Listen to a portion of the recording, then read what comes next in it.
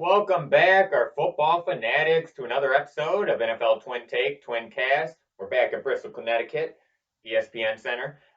Headquarters. So, Corey, before we get started, what's this jersey right here? What's that jersey? What's that say? Black Jesus. Well, Black Jesus and I'm a little thrown off by your Christmas hat. This is Mary Bears miss my Bear leaders. When did the Bears become a Hawaii team? So hold on though. I just want to ask you. I was looking. I couldn't find LeBron James NFL jersey. I see Michael Jordan's baseball one, but okay. You're still talking about this. He's Black Jesus, man. And then number 2, before we get started on our topic, this is very interesting. So they actually just said that in 2021 they're releasing a 9-part documentary about Tom Brady and his 9 Super Bowls. He's already talked about enough. You don't think that's awesome after the Last Dance? It'll be neat. Yeah, it'll be neat. I'm more excited to see Bill Belichick. Well, that's what I'm saying. Like the Patriot way and, everything that's been going on behind closed doors. Something a little more interesting than that is the fact that the Saints haven't allowed a 100-yard rusher in over 40 games. 44 games to be exact. I don't know any other NFL teams. There's statistics for literally everything. Like, that's just a pointless stat. You guys probably allowed one last season. Anyways, besides the cool Michael Jordan jersey and then the documentary and stuff, what we're going to talk about today is our projections for top 5 rookies who we think have a chance of winning Offensive Rookie of the Year. Yeah. Not Cole Kmet for the Bears. No, I'm just kidding. But anyways, I do have a question though. I have an answer. What was the last team that won Offensive and Defensive Rookie of the Year from the same team? The Saints. Oh, okay. Was it Lattimore and Alvin Kamara? Maybe? If you know the answer, why are you asking? I just want to know if you did. Okay, so we'll move. Obviously, I know about good rookies. We'll move on. So, do you want to start with top-ranked rookie in our prediction? No, I think we should cut her down. Number like 5 to 1, yeah. Okay, so at number 5, a popular player, the most sold jersey in NFL right now. He surpassed Brady. Kyle, take it away. You like him. Tua Tiger. I can't pronounce it. Okay, don't take it away. I look Hawaiian, like you said, but Tua T, baby. Tua T. He absolutely butchered it, so I'm going to take over now. So anybody who watches college football, you've heard about Tua, you know the whole story about him coming in and taking over basically Jalen Hurts' position, winning that championship. Probably one of the most accurate passers in college football history. If he wasn't injury prone, he would have been the number 1 pick. He has all the traits, great leader, very humble, hardworking. Everybody loves him. He's going to be great in the locker room. So the reason I had him at 5 is the potential we saw that he has. So I figured you have to include him. And in my opinion, I don't think he's going to start the season, especially with his injury history and because of COVID. But the thing is, he's going to get in. I mean, he's the number 1 sold jersey. Miami wants to sell seats, and they need something for fans to be excited about besides since Dan Marino. I don't know, man. What about Fitzmagic or the lethal Josh Rosen? Fitzmagic will look good for about 3 games, and he'll have like 2 games where he plays poorly, and they're just going to wait for that. So that's why I put him at 5th, because I think he is going to get in probably after 4 or 6 weeks. And it's just going to be exciting for fans for the NFL. And if he stays healthy, I mean, he's going to be dangerous. Yeah, so I like Tua's odds. So again, we're not doctors. We don't know, honestly, with his hip and stuff, like if he's completely healthy. But if worst case scenario, they can start Fitzmagic because he's a proven veteran. And I think they'll work him in, like you just said. I think it's going to be one of those cases where maybe Fitzmagic starts 4 games. It's too hard to keep him on the bench. And the thing is, the Dolphins aren't as bad as their record showed last year because they did end up winning like 4. Well, just ask the Patriots. Exactly, and we were all laughing thinking they could go 0-16 at the beginning of the year, but they ended up winning like half of their games. The back half they were amazing. And that was after their yard sale too. Them and Jacksonville were competing to give up all their players. So they brought in, Jordan Howard, which I like. They brought in Matt Breida. So Devontae Parker finally showed up. Yeah, so it's like, even if he's still learning a playbook or a little nerves or something, he has 2 reliable running backs he can go to. They have a bunch of young talent that's going to learn together. They're speed. Great coach. They're competitive, and Tua has shown the talent. So I think they could use some more weapons at the receiver position and whatnot. And I mean, they hopefully he has good protection because of the injury issues. And he does need to learn to throw the ball away and not try and make every play, which he'll find out quick too in NFL because the defensive players are quicker. But I think Tua's got a shot because it's not if, it's when he gets put in this year. Well, I think he's gonna have it. It's gonna be an up and down rookie season, here's a couple things for me.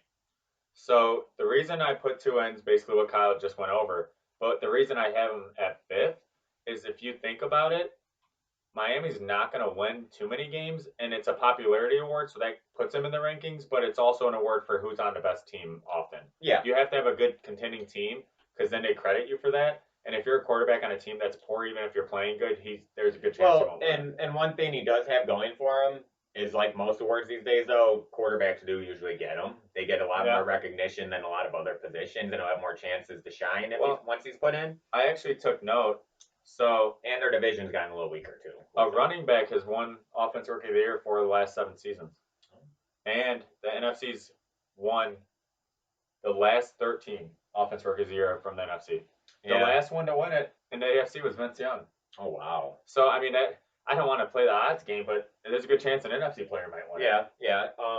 But again, too, what benefits him is the AFC, I believe, is weaker than NFC as a whole, and also his division just got.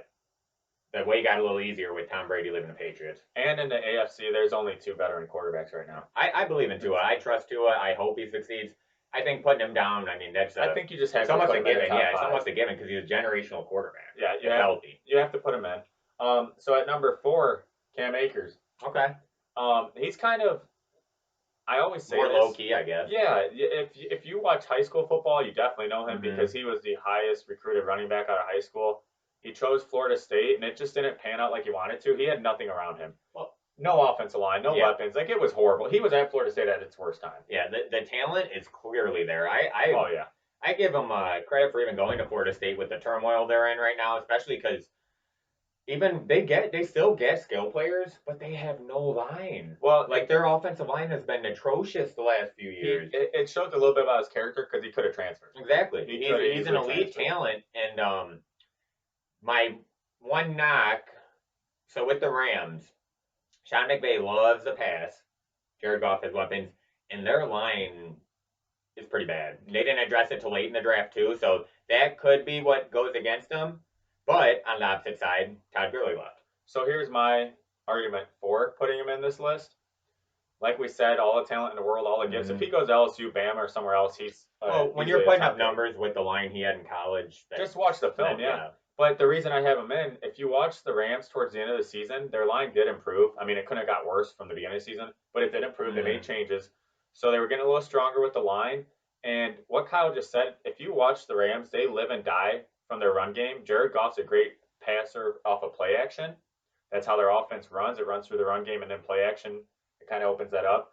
So you know he's going to get the ball. Sean McVay 2 years ago was the hottest freaking topic in the world. Oh, yeah. If you met him, you live in the same area code, you got a job. Yeah, like everybody wanted to talk about him on every show, how he's an offensive mastermind. He is. I think he's a great coach. Yeah, and we so quickly forget that he's going to find ways to get him the ball. And I think he has a good chance. Look how good Gurley was. I think this could help the Rams a little bit because they're like the projected. People are talking about them 4th in their division now. Everyone's even talking about the Cardinals as the new hot team in that division. They almost made the playoffs last year, and Gurley was. And you know the Niners and Seahawks are going to be there. So, and then people love the Cardinals. Like, people are actually sleeping on him now. Which can come I just question.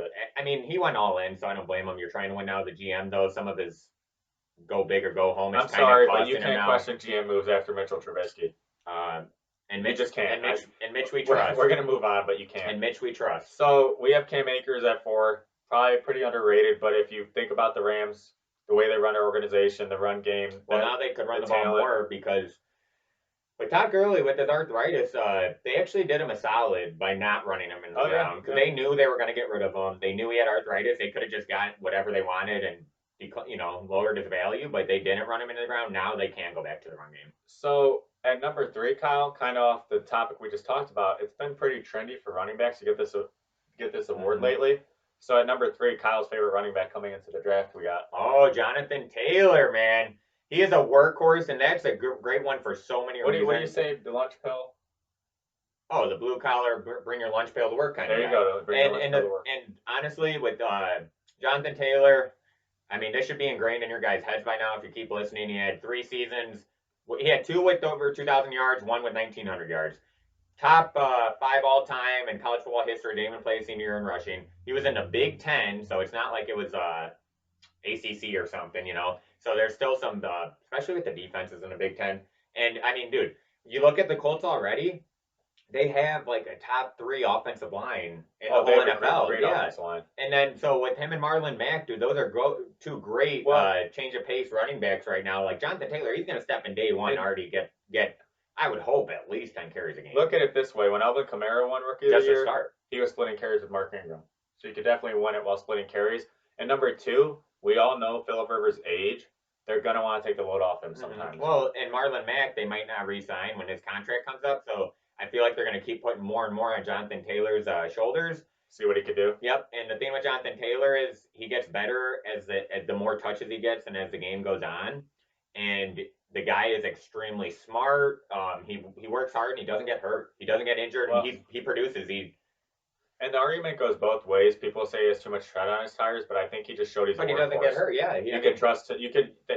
The thing is, at the end of the games, they're going to go to him to milk the clock to keep that lead. Maybe on a 3rd and 1, maybe to add goal line. And who does he get 6 games? Look at that division. Oh yeah, the Texans are trying to get weaker. The Jaguars they're 5 years away from that division is a joke. And the Titans, one of their weaknesses, I think their defense needs improvement. They lost Earl Casey. I swear to God, they paid Bill O'Brien to give away that division. Yeah, because he's not trying to win. I'm so sorry, Houston. Jonathan Taylor, I feel like that's literally just going to go off of how much do they pass with Philip Rivers, but then again, he's an aging quarterback too, so they don't want his arm to wear out by the end of the season and he's turnover or get hurt. Yeah, so they have a solid line, one of the best lines, and then they have a great duo in back. So I think he's got a very, very good shot. It's a match made in heaven for a rookie running back. Oh yeah, great. Speaking of that, Kyle, speaking of match made in heaven, you guys could call me a homer bias because I'm a diehard LSU fan. Clyde-Edwards-Helaire, know the name, remember the name. You're going to hear it all season in fantasy football. He literally landed in the perfect situation. Let's look at Kansas City's history of running backs since we've been born, Kyle.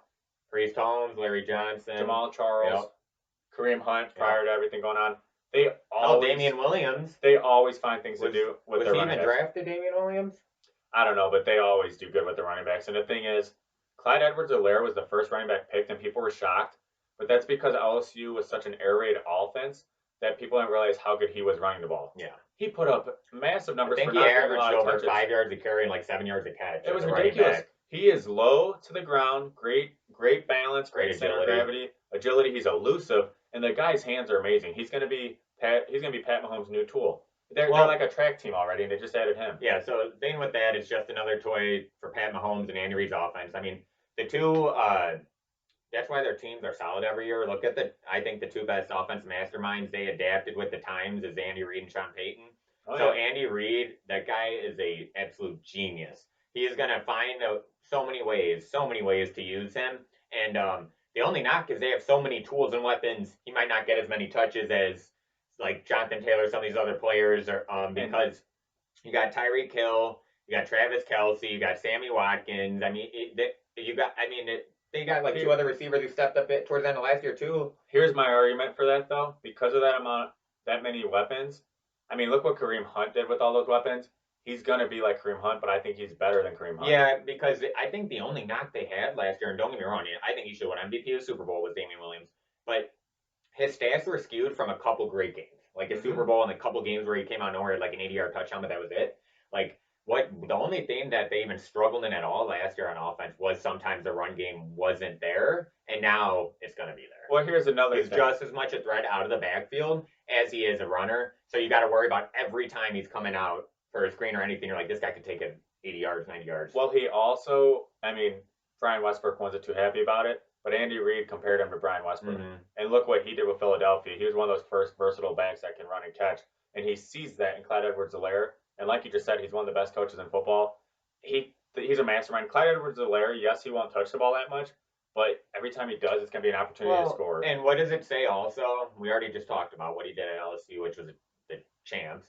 But then number 2, the champs in the NFL, they asked Mahomes, hey, who do you want? And that's who he picked. Yeah. So if the MVP of the NFL picked this guy, oh man, watch out. If you want to pick a fantasy football running back that's a rookie, go after Clyde-Edwards-Helaire. And then be a good flex. Call me a homer again. If you guys have listened to us, me and Kyle rave about the guy. Bayou Burrow! Joe Burrow. I don't care what anyone says. Yes, he's in Cincinnati. Yes, they've had bad history of quarterbacks. Yes, the organization, blah, blah, blah. He is going to be the only quarterback drafted that starts week 1. I fully believe that. He's going to have the whole season of up and downs. yes, COVID's going to be working against all these rookies because they don't get that long offseason of meeting in person, getting the reps, getting to know the system, the coaches. He's smart. The guy, he has all the tools, tangibles. He's got ice in his veins. We all saw the greatest single season in college football history of him. And Kyle, just talk about Cincinnati. Yeah, Why do you think he'll? So he's got AJ Green, who's healthy, coming back. So AJ Green, He's a top 5 wide receiver. Exactly. So last couple of years, he went under the radar because injuries, and he lets his play do the talk, and he's been at an organization which isn't the greatest. Unless he's talking to Jalen Ramsey. But now AJ Green healthy. Then you add size with T. Higgins, and then you got Boyd, and then they brought in Austin Hooper, and then you got Austin Hooper's Cleveland, sorry. And then you got Joe Mixon. I mean, come on. Right there, those are weapons right there already for him. So, I mean, and like you said, he's going to start day one. They know he could sling the football. And it's not just these dump down pass like Sam Bradford used to do. It was an NFL or Kirk Cousins or something. He slings the ball down the field. He takes chances, but they're calculated, smart chances. He leads the receivers. He knows dude. I mean, let's just go off personality, man. The only one as cool, calm, and collective as Bayou Burrow is Marty Bird from Ozark. Nothing phases him. Nothing. Yeah, and that's a good comparison. And he's got the clutch gene. Like, that's not. I like to go back to Deshaun Watson, too, because that's where I wanted the Bears to draft. They're winners. Deshaun Watson has that MJ clutch gene where he gets bigger in the biggest moments. He just did that and had the most successful season seven top 10 against victories. the toughest schedule. Last 2 dynasties they took down. Literally, in college football history. Against Oklahoma, he would have threw 8 touchdowns if they kept him in that game. That's a playoff game. You see people like Colin Cowherd, they try to search for knocks on him. Like, he doesn't have a cannon. I'm like, well, geez, we must have been watching different games when I saw all these Hail Marys or bombs. They're streaking down the receivers, and he's leading them the whole way. Head to head against Trevor Lawrence, if you compared him in championship, they looked like they were on completely different levels. And the thing is, you could try and find things to knock him because people are upset that in one year the guy's an athlete. He's a state champ too in basketball. And then another thing, going back to Last Dance and MJ, not just that clutch gene. He's so competitive. Oh, he's the man. Dude, like, he just wants to win, and he's going to get the chance from week one. He has some weapons on Cincinnati. And then even from here on out, they're going to cater everything to helping Burrow because he's going to be the leader of that franchise and their future. He's a hometown boy. He's the face of the franchise, and he's going to be starting since week one. And come on. It's going to be ups and downs like a rookie season, especially with his division's tough. But, dude, I don't care. I trust Burrow, man. I mean, he's going to have those moments where, like, oh, why'd you throw that? Because, you know, it's different in NFL. Well, everyone's bigger, faster, stronger. Defenses are different. They're smarter. But I don't care. He's going to adjust. I know he will. And Cincinnati, he plays with that chip on his shoulder. Cincinnati didn't have the number 1 pick from being good. So, obviously, he's going to it's going to be rough there. It's going to be tough. And again, the AFC North is not going to be an easy division with those defenses. And this is probably, for any rookie quarterback, this is the hardest transition into NFL because you had to go through COVID. Like, it's just, you don't get those reps to time everything. You're basically playing a shortened. But, I mean, and then even on top of that, like, just think of the story, man. The hometown native gets to go play in his hometown. Like, it just adds to the legacy. He always has a chip on his shoulder. You know what? He's going to keep this going because he wants a 30 for 30. He is the Tiger King. Yeah, so I have all the faith in the world. I mean, I know Burrow's going to be at least top 3 for offensive rookie of the year by the end of it. So, our list, then, we had at number 5. Who do we have at 5? Tua. Tua. At 5, we had Tua. Well, because Tua and Herbert, I think a lot of it's just blowing smoke if they're like, oh, they're not going to start, or they might not. I think it's just they don't want people preparing for them yet. And you don't want to say that to the veterans. Yeah, exactly. So, but I think by literally, if you split up the season into quarters, I think by the end of the first quarter, so after the 4th game, you're going to have Tua and Herbert both playing, but Burrow's going to be playing since week 1. So. Well, and the trend here, the hard part is we had a couple of teams where the rookies are just great players, very successful in college, but they went to bad organizations. So that's going against them. And then we had players that went to great organizations. I think you could maybe make an argument for Chase Young on Washington, that D-line. But we didn't do defensive. Oh, this is offensive. Oh, Jesus. What do you got in that cup, man? Dude, I'm tired. It's been a long week, guys. He's drinking wine over there. Okay. So I'm previewing next week. But he is. I was just thinking rookies overall. He is in it next week. You have any offense ones you want to add? Cole Kmet. No, I'm just kidding. He'll be the Bears rookie of the year because he only needs to get 100 yards in the season to pass the tight ends from last year. But it'd have to be another running back, maybe a wide receiver. Wide receivers. There's so many of them. And they'd be hard to. They just don't win the award often. and they don't. It was hard to pick one when I looked at where they got drafted. It just Well, and then you look at too, like the Broncos and Cowboys and a lot of where the receivers went. They already have some stud receivers on there. that was the thing. So it's going to be the ball's going to be distributed evenly, and it's very hard for receivers to get that award. I feel like it's more of a quarterback or running back. You have to have good luck if you're a lineman, you're not going to get it. Well, you have to have like a Michael Thomas like year, the one that you basically got to be. Honestly, you basically got to be a running back or quarterback. So well, that's all I had. It's probably going to be a running back, quarterback. It's either going to be a great player from a bad team or a decent player from a great team. So yeah. So next week we're gonna do defensive rookie of the year top 5. Not gonna even though I already threw out Chase Young. Yeah, I'm not gonna throw out names yet, but if you know football, I think for that, just as offense, we said quarterback, running back. I feel like for defense, you typically got to be like a linebacker or D line, like an athletic edge rusher though. Actually, not like nose guard. Like I'm talking an edge rusher or athletic linebacker. If you get a lot of picks and you're like a safety or something, maybe too, like a hybrid safety. But recently in the past 5 years, defensive backs have won it more than they used to. I'm looking at you, Jalen Johnson. Okay, well, so that's gonna wrap it up. Thanks for listening. All right, and hope to see you guys next week. Yeah, we'll talk to you next week.